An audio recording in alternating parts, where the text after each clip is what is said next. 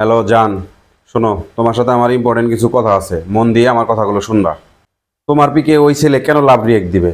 এক্ষুনি ওই ছেলেকে ব্লক করে তুমি আমাকে স্ক্রিনশট পাঠাবা। তুমি অনলাইনে থাকা সত্ত্বেও আমার মেসেজের রিপ্লাই কেন দিলা না? বুঝতে পারছি তুমি অন্য কারো হয়ে গেছো, তুমি আর এখন আমার নাই। তোমার এফবিতে এত ফ্রেন্ড কেন আমি বুঝতে পারি না, এত ফ্রেন্ড কেন থাকবে তোমার? এত ফ্রেন্ডের কি দরকার তোমার?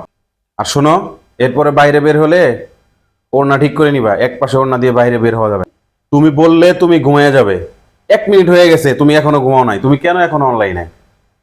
আর শোনো, ওই ফ্রেন্ডদের সাথে এত কথা বলা যাবে না, এগুলো আমার পছন্দ না। তুমি কোথায় যাচ্ছ না যাচ্ছ সেটার আমি লাইভ লোকেশন চাই। আমি ফোন দিলে তুমি সাথে সাথে আমার ফোন ধরবা, 1 সেকেন্ডও যেন দেরি না হয়। কালকে দেখলাম তুমি তোমার এক ফ্রেন্ডের সাথে হেসে হেসে কথা বলতেছো, কেন?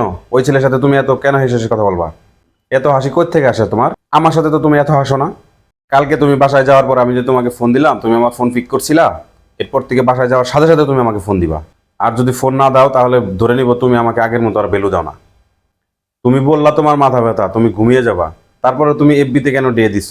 বুঝতে পারছি আমি, এখন আর আমাকে টাইম দিতে তোমার ভালো লাগে না। এত মেকআপ করে বাইরে বের হওয়ার কি আছে? মানুষ যে তোমার দিকে হা করে তাকিয়ে থাকে এইসব দেখতে আমার ভালো লাগে না। এরপর থেকে চোখ মুখ ডেকে বেরোবা। কলেজে একা একা যাবা না, আমি তোমাকে কলেজে দিয়ে আসবো এবং কলেজ থেকে নিয়ে আসবো। আর কলেজে যতক্ষণ থাকবা কোনো ভাইয়ার সাথে, সিনিয়র ভাইয়ার সাথে কোনো ধরনের কোনো কথা বলবা না। তুমি যে কালকে পিক আপলোড দিছ, সেখানে তোমার এক ফ্রেন্ড লিখছে প্রিটি সো সুইট, এগুলা কেন লিখবে? ও কি তোমার বয়ফ্রেন্ড লাগে ও এগুলা লিখবে? এগুলা লিখবো আমি।